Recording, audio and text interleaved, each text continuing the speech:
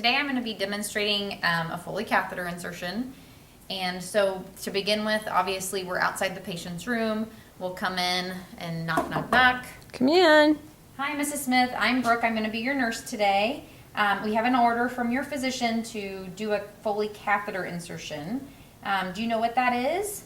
Yes, I've had one before. Okay. Well, I have an order, so I'm going to go ahead and get ready and prepped for that. But as you well know, it's a little drain that's going to drain the urine from your bladder, so you won't have to get out of bed anymore to go to the bathroom. I'm going to get washed up, and then I'm going to set up my field. And just so you know, we have a sterile field for this procedure. So you'll notice that I have to stay pretty close to my area over here. So if you need something, please let me know. Okay. Okay, so I'll go wash my hands.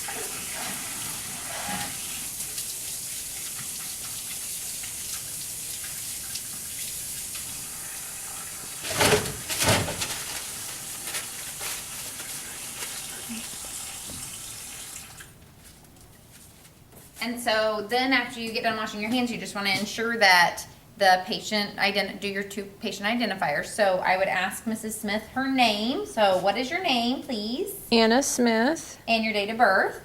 12/31/1970. Okay, and then I would check that to ensure that that was correct.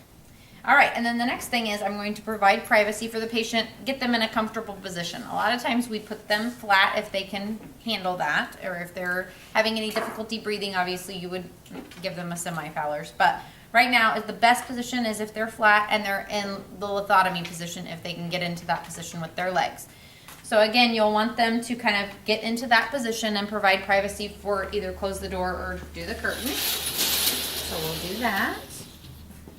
Then I'll inform Mrs. Smith that I'm going to just kind of get her into a position, lay her down, and bring up the blanket.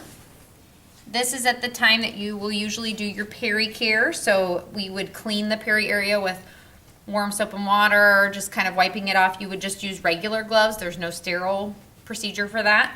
But you would wash off, make sure everything's clean before we get started with setting up our field. Then after that, you will open actually up your sterile field. Again, you just want to make sure that you're on the correct side of the bed. Typically, this is where you're going to want to ensure that before you get everything set up. Whatever's comfortable for you. I have this. Okay, and remember that you'll have your full Foley tray box. And these are going to be the actual bag Foleys. So again, when you're opening up your sterile field, you want the first corner away from you. So open that away so you're not going across your sterile field. Then you'll open again as such. Open it towards and away. And again, you want to make sure that your corners aren't touching anything as they drop. Remember that the 1-inch border around is known as non-sterile, so you can kind of manipulate if you stay within that 1-inch border. Make sure that your clothes don't hang into your sterile field. The next thing is usually the first thing in your box is the drape that's going to go underneath your patient. We will go ahead and use this, but again, it's not necessary to keep it as sterile as possible as long as you don't go over the area that you're going to be hitting with your catheter or anything like that, the box. So again, you use your two fingers, just kind of tuck it underneath the patient's bottom. Again, you may want them to lift up during that time. The next thing is your sterile gloves that's in your box. Again, as you pick up, you want to come straight down onto your sterile stuff. I have an extra pair of sterile gloves if I need them. This is usually where a lot of you want to go over your sterile field with your sterile gloves. So just ensure that either you turn your sterile field so that way you're not touching anything, and then set up your sterile gloves this way. Remember that you have to continuously face your sterile field and not turn your back away from it. So again, I'm just going to get my sterile gloves on.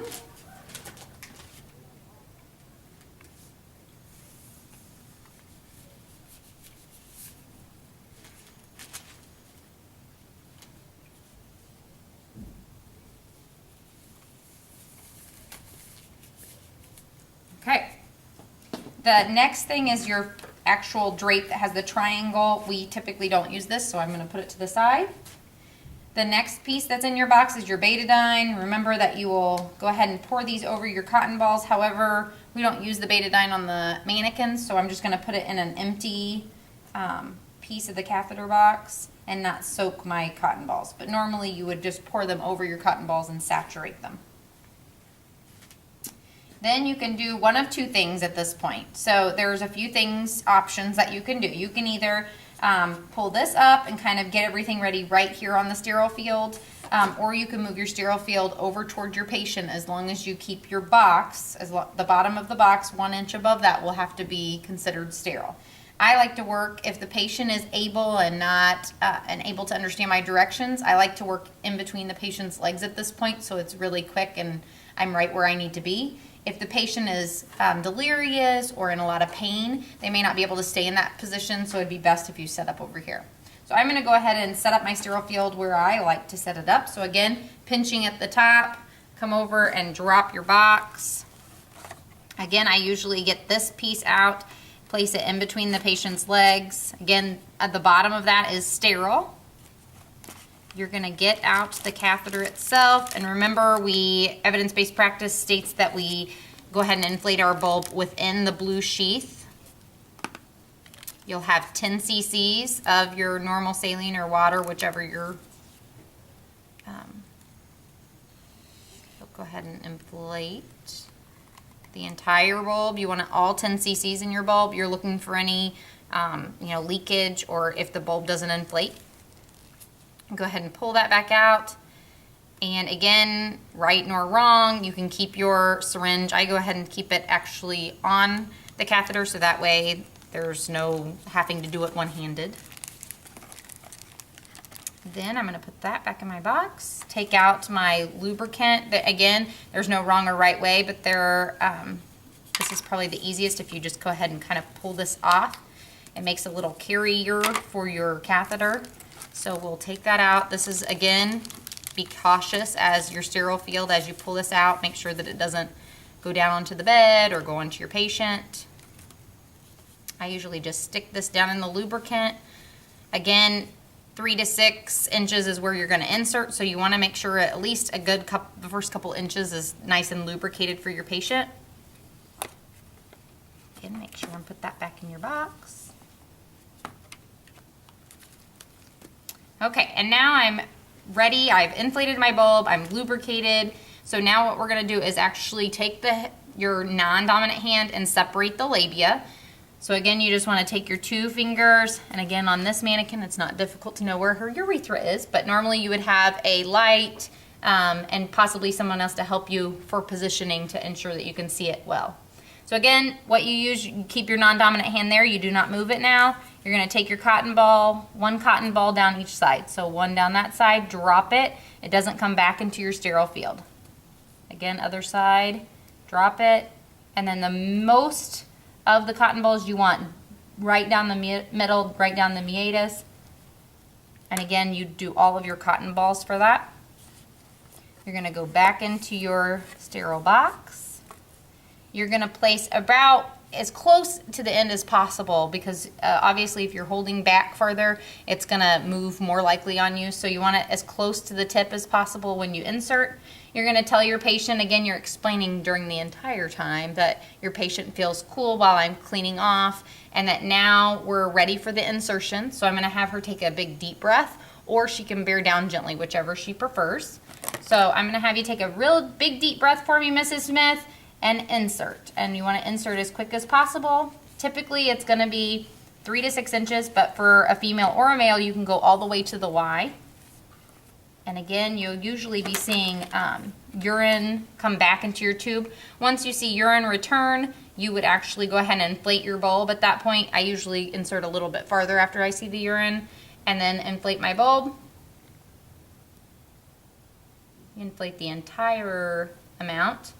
And this is where, again, it's important to let go of your non-dominant hand, come over and help your dominant hand let go of the syringe.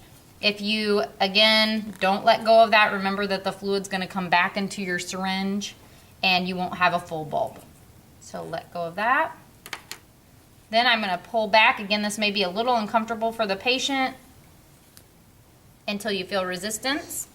I'm going to then tape or secure to the leg. It depends on your facility whether they want you to use a paper tape or if they want to have a securing device. You're gonna then take your bag and secure it down onto your, not on the bed rail, but on the bed frame, and watch for urine return. Questions? Good job.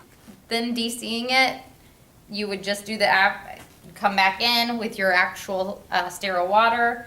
Again, you're gonna pull back from the port all of your water that you've inserted. You're gonna pull completely back. Remember that there's gonna be a loss usually of some sterile water because there will be water in your actual tubing. Again, you're gonna have your patient bear down or take a deep breath as you pull out, and pull out very quickly. 1, 2, 3, and then put that. Again, you'll empty the urine prior to that and then throw everything in the trash. Thank you.